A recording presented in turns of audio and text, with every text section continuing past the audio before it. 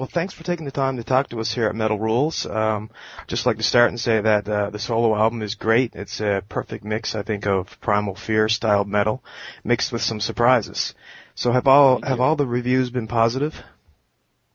So far, yes. I mean, there are people here and there who might not know my name so good. I mean, I read one review. The guy didn't even know Primal Fear and stuff, so this was kind of odd anyway. So, but the people who are into this genre of music, they like it a lot, and it's great. Right. I guess the most asked question that I'd like to get out of the way first has to be, why a solo album and why now? Yeah, because I've been collecting ideas over the years, which I couldn't really use for Primal Fear in the end. And I spoke to Matt, I think it was 5 or 6 years ago, and asked and said to him I might do a solo album once in my career. But it was just an idea, and he thought, not a bad idea, but when it came closer to doing it in the end, we decided not to do a ballad-only album. Would be stupid to do that, because Scheepers stands for heavy metal as well. And that's the reason why we composed some songs around it in the last 2 years with the team of Magnus and Alexander from After Forever, and Matt and also Alex Byron helped me to do a little bit more than my mellow stuff, which I've been collecting over the years. Right. Some of the album sounds like, as I mentioned, it could have found a home on a Primal Fear album, while some songs sound much less like Primal Fear. I assume you deliberately tried to make things a little different while keeping the Primal Fear sound so your fans wouldn't kind of lose their minds at, what is he doing kind of thing. Yeah, actually, yes. I mean, we love heavy metal, and I love heavy metal. So, of course, it was obvious and it was clear to me to make also heavy metal on this album in the end, because I grew up on it and I'm still loving it on stage and of course, producing music like that. But on the other hand, I'm always this kind of acoustic shredder at home. I compose songs on my acoustic guitar because I find melodies on it and the harmonies and stuff. I'm not so good in electric guitar, but if you can do the acoustic guitar, you can shred a little bit, but that's it. Yeah. And in the end, that's the way I compose, and that's the reason why I always came up with soft melodies and stuff. Right. But of course, here and there, when people send me a hard playback, like the songs from After Forever, or also Magnus, which when they don't have a melody or lyrics and stuff, I create my own thing on it. Right. Lyrically, are there any topics covered on the solo album that are more personal or better suited for a solo album, or subject matter that maybe just didn't fit within the Primal Fear style? Exactly. Songs like The Pain of the Accused is very personal. Songs like, for instance, the last song, Compassion, I wrote when I was watching TV and saw it was the phase where the earthquake was in Haiti, and I grabbed my guitar and just shred a little bit and had this melody in mind, and then I saw the pictures, and I also donated some money for them and stuff. I just want to show a little bit that the balance of the world is not that fair. There's much too wealthy people and there's much too poor people. I can't change the world, but maybe I can make people think a little bit. And of course, Cyber Freak is very personal, and yeah, songs, there's songs on it which might be a little bit, have a little bit more of a personal note than in songs in Primal Fear. You mentioned The Pain of the Accused. What would you like to comment on what that song is about to you? It's a personal, I was very, very, what can I say, desperate, and I also was very disappointed about one person in my life, who took the apology, but in the end turned everything around against me. So that was something very personal happened 3 years ago when I wrote it down in lyrics and sang about it. It was not love, it was a friendship thing and stuff, it's pretty tough. So it's so personal that I don't want to get too direct what it was in here. Yeah, sure. I've read that some of these songs have been in the can for many years, and you also just mentioned that. What are some of the older songs on here besides the reworked cover, Saints of Rock? And how did you have your ideas stored? Did you write out music notation? Did you actually make home recordings to catalog this for later use? Exactly, the seconds. Right, okay. The seconds, because I'm always been collecting. It started with Cubase, the first baby steps, on very Windows 3.11 slow machines. And yes, and of course also gear-wise, it just started with the usual SM58 singing into the machine, and that's it. But over the years, you got more and more, and the world is always faster, higher, and wider and stuff. So, of course, the same thing happened to my recording system at home. I got a great microphone now. I have a good compressor, and I have also Pro Tools here, and I'm recording my vocals at home now. And that's also a possibility to collect ideas then. Right. And did you actually record your acoustic guitar parts and everything else like that? Exactly. So I only did the acoustic guitars on Before the Dawn. That's the only song where I made all the instruments except the solo. The solo was done by Victor Smolski from Rage, but everything else was recorded here at home. Right. Only on Before the Dawn, but everything else drums were recorded by Snowy Shore in Sweden, and bass were recorded by Matt also at his house. Magnus recorded his guitars at his home studio. It's pretty much a home studio production, because it would be impossible somehow to bring everybody in one studio. It's somehow nobody can cover the costs for that, So. Right. And also Tim Owens, I sang the duet with on Remission of Sin. He sung his stuff in America and sent the files to me, and I put it together here in one session. Yeah, that was what I was going to ask you about next, about the Tim Owens collaboration. Did you give him a vocal melody and say, try this, or did you just send him a section of music and say, what do you want to come up with here? He sung the lyrics and the melody what we wanted, but that's absolutely normal and usual to do it like that. If I'm a guest musician, I also get melodies and lyrics which the people want me to do. So of course, then I just resung what they did, and he also just resung what I did before. But anyway, I'm really happy. Doesn't mean that it's something like not original or stuff, because he brought his voice, and as soon as somebody's bringing his voice onto a track, it's personal and it's his kind of thing. Right. You have an impressive list of guests on your album. Was there anyone in particular that you asked that couldn't appear for one reason or another that you hope for that maybe on a future album you'll be able to collaborate with you? Actually, it was Neil Schon from Journey, because I think he was busy and stuff and he couldn't do it. But everybody else on the album had the time, and that's the most important thing nowadays, that people are occupied or don't have the time to do it at the time that I ask. And on the other hand, it's also, of course, a business thing, ask the money and stuff. But I can say, Kai did it for nothing, so that's a really great thing, because he's a great friend and stuff. And I offered him something, he said, no, come on, let's do it. We're good buddies, and that's a great thing, And I'm really happy about that, about the fact that all my friends I knew from the music scene over the years collaborated with me. It's a great thing. Right. Yeah, as a big Gamma Ray fan, I was quite pleased to see that Kai Hansen has a small role on the album. I believe he played guitar on Pain of the Accused, right? He just played the solo guitar. Solo, yes. okay. The rhythm guitars were played by Magnus, and the bass by Matt and stuff. And Right. Of course, this song is actually exactly how my demo was. So it's a song for me, but I wanted, of course, good guitarists to play the track. In the end, I'm really happy that Kai did the solo, because it was really close that he was about to leave for the Avantasia tour last December. See, I think he did it last minute and sent the solo to me.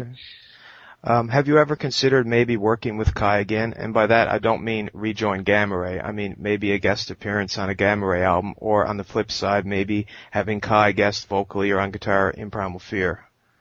Yes, that's you don't think about it every day. It just comes into your mind, because we still have a good relationship. We're good buddies, and I think it's normal then to help out each other's, like maybe I'm going to sing for him, or he's going to do something again for me solo wise, or for us, for Primal Fear. We will see, never say never. Right, good. So regarding the album, do you have a favorite song on the album, or does it change every day, or? That's a tough question when you got a baby born. Which part is the best part of the baby? But yeah. There are tracks which stand out a little bit, like The Pain of the Accused or Doomsday as well. And of course like you say, every day sometimes it's different. Today I really like Remission of Sin again. But I've been hearing it about 100,000 times when you produce an album, you listen to it over and over again, because you have a certain kind of quality gate, and you don't release any music before you're not sure that it's good enough. And I think it's inside of every musician to be a little bit of a perfectionist. Yeah. I think my favorite song on there is Doomsday. I really like the vocal melodies in the chorus. It's just it really sticks with you. Cool, that's great. I love that. Thank you. Appreciate it. And another great song on here is the Before the Dawn, which is a Judas Priest cover, of course. Was the reason you chose this because it wasn't an obvious choice for a Judas Priest cover? It's not like one of their huge songs, I guess you could say. Exactly, man. You got it, man. Because, this song has a certain kind of vibe I always loved and liked. And I was singing to it when I was 18, and I was singing to it when I was 28, when I was 38, and now not 48, but yeah.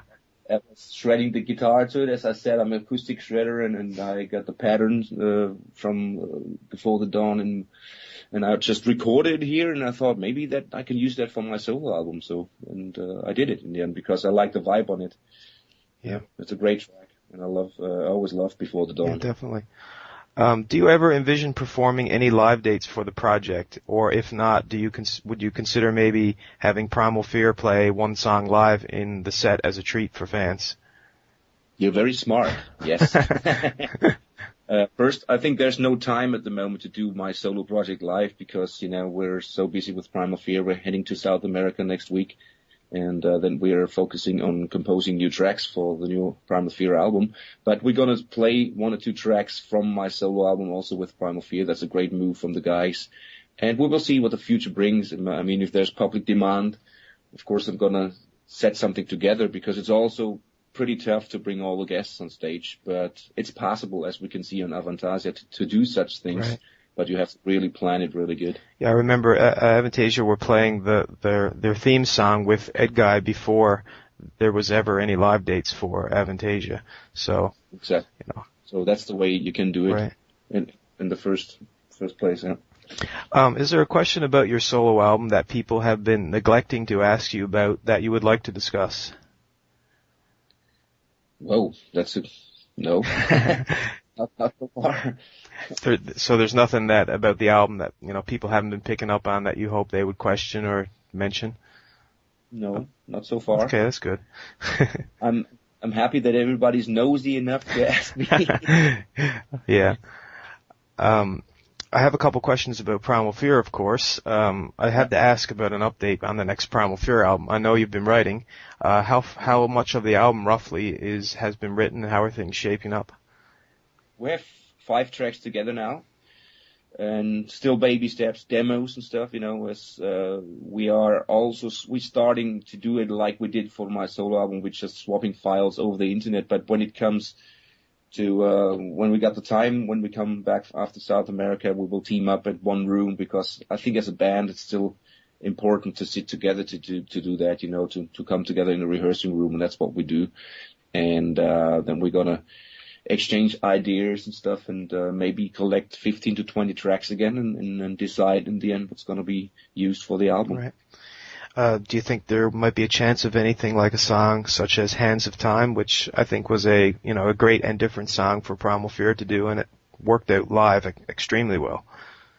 Yeah, it did, but it was just coincidental that the song came up, and I think to repeat that the very same thing on the next album would be also not clever, but we will see, I'm just one person of 5 in Primal Fear, and we will decide in a democratic way. Right. So we'll see what happens. And of course everyone must be asking you, do you have a rough idea on when it will be out? Will it be sometime this year or next year? Do you know yet, or? Yeah, we hope that we can release the album this year, but it's going to be tough schedule-wise. It's going to be late this year or early next year. Right. Yeah. And I also understand that you have your own company or business called RS Vocal Works, where you do vocal coaching and lessons. I was wondering how do you find time to do something like that when you have Primal Fear, your solo project, and promotion, Rock Meets Classic, and whatever else you're involved in? It's a good question. Yes, I ask myself so. But I'm a teacher at a vocal school, at a music school, and I also have some students at home, and it's slowly developing. Of course, it's not only my RS Vocal Works company. It's not only the vocal coaching. It's everything I do in of course my solo work and singing for Primal Fear and stuff. In Germany we have a certain way of making yourself your own company, and then you have to write a business plan and stuff, and everything is just inside the business plan. You know? Right. Every activity you do. But after working 27 years in a usual common job, like being a technician at the company which are building cars, don't want to mention the company right now. It was pretty tough on one hand to go out of all this and of the secure way of getting money each and every month, you know. But there was no chance anymore. I had to decide, because I couldn't tell the guys, hey, I can't go on tour and I can't do this or that because I don't get the holiday for it. And in the end, I decided to make my dream come true, to live from music, which is a hard thing nowadays. But hey, we have to be busy, and because it's great to be busy with the things you love to do, you know. Right. Do students come to you mostly as fans of, you know, your music, or do you have people in the school who are just wanting to learn vocals and they happen to get you as their, you know, their teacher? Both. Right. I mean, there are fans, of course, and there are, of course, when they come to Ralf Scheepers, they want to learn the heavy metal style of singing, and both kinds, yeah. Right. I've traveled to see Primal Fear live 3 times now, because I live on an island where no bands come to. And I've been amazed every time I've seen you live at just how strong your voice is, how you can hit all the high notes with insane power. So the question I have is, do you do anything special while you're on the road to make sure that you're able to, you know, deliver that kind of performance night after night? I tell you the truth, it's not really easy to do it every day, but you have to really, what I'm doing is, I did it the last year. I had a very good tour behind me because I was having a lot of sleep, having a lot of water during the day, and being positive. I think it's the most important thing. Last year we had a great team together on the road, starting from the bus driver to the roadies and the guys who were working for us, which became close friends. You can't really say they're just workers for us or just roadies. They're close friends, and we had a very good team on the road. And this helps me a lot to think positive. You know, there was no bitching or something in the band anymore like we had before, and this is just great. It's positive, and to be positive is also a very good key to be aware of making a good show. Right. Are there any possibilities of any shows in Canada or the USA in 2011, so I can plan my next vacation around it? I think it's going to be tough in 2011, but we will see what happens in 2012. So right. We had a great experience there too, man. It was great in Canada to play in Toronto and Montreal. It was just great. Yeah, I saw both shows. Is there anything else going on with you or with music-wise that you want to let our readers know about? Well, yeah, I mean, I did the Rock Meets Classic thing as a choir guy. Together with 3 girls, we made a choir. So it was a brand new experience for me to do that, to back up the voices for Ian Gillan, Lou Gramm, Dan McCafferty, and Les Holroyd in January. And it was a great experience to have so many people on stage with the orchestra and stuff. And also, of course, to have the guys like Ian, who was a very nice person, and finding out that these people are just normal people, you know, like you and me.